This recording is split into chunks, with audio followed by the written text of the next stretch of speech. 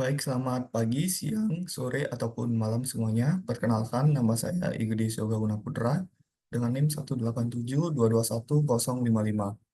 Di sini saya akan mempresentasikan hasil dari review dari jurnal yang saya dapatkan yang berjudul From Athens to Rio, A Comprehensive Data Analysis and Visualization of 120 Years of Olympic History.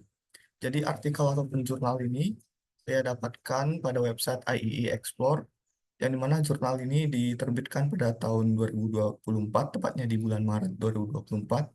Dan jurnal ini saya download melalui akses dari Universitas Airlangga. Nah, di sini saya akan mempresentasikan hasil yang telah saya rangkum ataupun review, dimulai dari introduction. Penelitian ini bertujuan untuk menganalisis 120 tahun sejarah Olimpiade, dimulai dari tahun 1896 sampai 2016. Dengan menggunakan alat analisis itu yang dipakai adalah Tableau dan R Programming.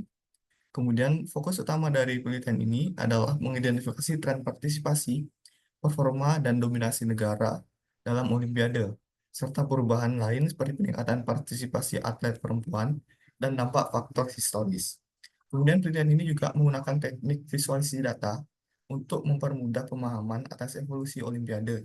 Beberapa pertanyaan ataupun research question telah diajukan, meliputi negara yang paling mendominasi, olahraga dengan partisipasi dan medali terbanyak, serta pengaruh usia, berat, dan tinggi terhadap kemenangan atlet.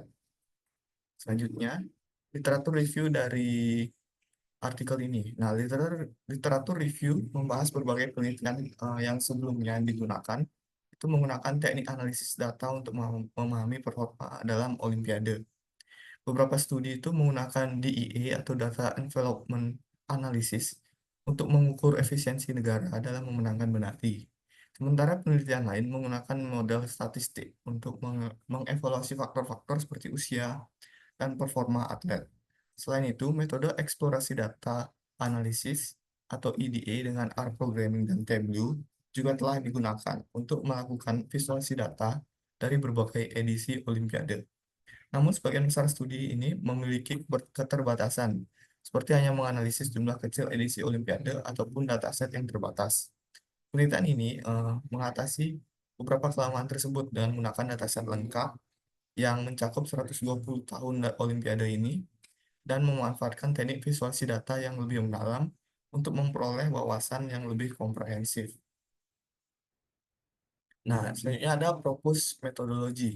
Jadi yang pertama itu dari dataset. Nah, dataset yang digunakan dalam penelitian ini itu diambil dari Kaggle yang berisi lebih dari 271 entry mengenai atlet dan event Olimpiade dari tahun 1896 hingga 2016. Metodologi yang diusulkan itu melibatkan penggunaan dua alat utama seperti tadi yang saya jelaskan, yaitu Tableau dan R Programming. Dan yang dimana Tableau ini menggunakan visualisasi interaktif dan dashboard, serta R programming itu digunakan untuk melakukan analisis statistik yang lebih mendalam. Data yang dikumpul ini akan diproses terlebih dahulu, termasuk pengisian normalisasi, kemudian pengisian data yang hilang, dan filtering.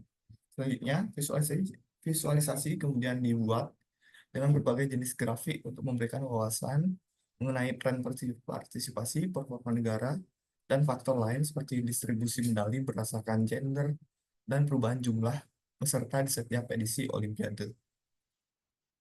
Oke, di sini ada totalnya 8 research question yang bisa kita lihat pada di sini.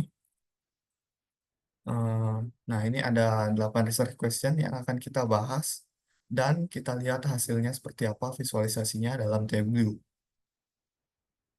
Oke, kita lanjut. Di sini research question yang pertama yaitu ada what are the dominating countries in Olympic history? Negara mana yang mendominasi Olimpiade ini dalam sejarah? Nah, kesimpulannya yaitu USA, United States of America, Rusia, dan Jerman itu merupakan negara yang paling mendominasi dalam sejarah Olimpiade. Seperti bisa kita lihat di sini, yaitu USA dan Rusia serta Jerman itu paling mendominasi dalam sejarah Olimpiade. Kemudian Olympic sport gen in which Olympic sport gen greater number of participation has been done. Konklusinya, three Olympics have more participation. Those are athletics, gymnastics, and swimming. Jadi Di sini ada tiga partisipasi yang paling banyak dalam sejarah Olimpiade. Jadi ada tiga olahraga, yaitu athletics, gimnastik, dan berenang, itu swimming. Oke, selanjutnya ada research question. Which sport has more medals individually to its name? Olahraga mana yang memiliki lebih banyak medali di namanya? Nah, di jawabannya bisa kita lihat di sini, yaitu ada tiga lomba yang saling berhubungan dengan research question sebelumnya. Itu lomba yang paling banyak partisipasinya akan memiliki medali yang banyak juga. Nah, itu jawabannya yang sama, yaitu atletik, swimming, dan gimnastik ada di sini. Kemudian ada beberapa tambahan seperti rowing, wrestling, cycling, shooting, dan alpine skiing, fencing, serta cross country skiing.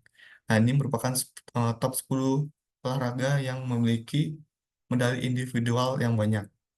Kemudian research question yang keempat, apakah umur, berat, serta tinggi badan itu berpengaruh pada partisipasi dan memenangkan suatu medali dalam Olimpiade?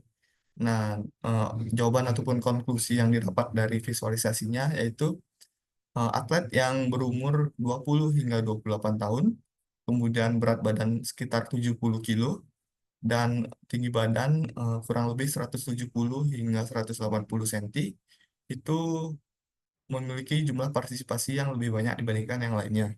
Seperti bisa kita lihat di visualisasi data ini. Kemudian selanjutnya ada research question yang kelima. Siapa yang who won more medals, either male or female? Jadi gender mana yang memenangkan lebih banyak medali?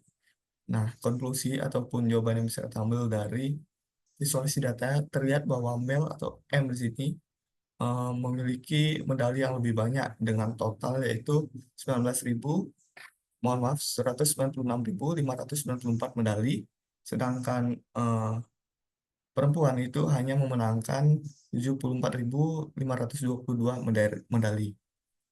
Selanjutnya ada research question yang keenam, yaitu negara mana yang mengunci top 5 position ataupun posisi kelima dalam 5 tahun terakhir ini. Dalam beberapa tahun terakhir ini, mohon maaf.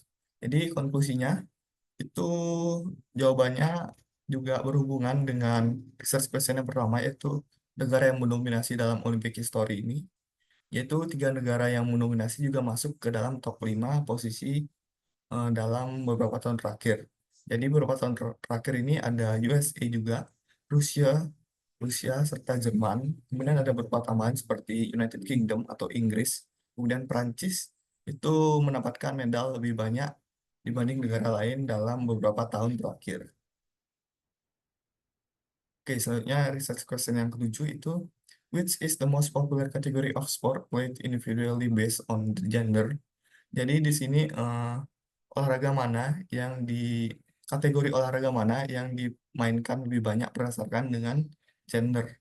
Jadi jawaban ataupun konklusi yang bisa diambil dari visualisasi data ini yaitu athletics atau sport game, yaitu olahraga atletik ataupun kategori atletik itu mendapatkan partisipasi lebih banyak berdasarkan gender, kemudian diikuti dengan berenang dan juga gimnastik.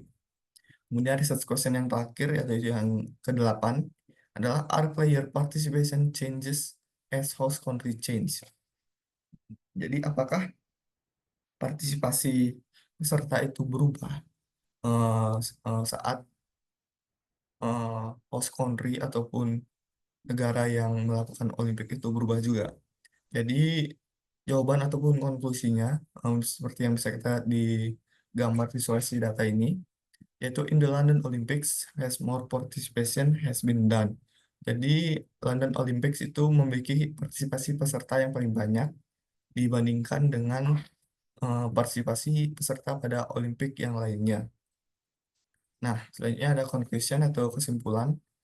Kemudian di sini penelitian ini berhasil menganalisis 120 tahun sejarah Olimpiade menggunakan R programming dan Tableau.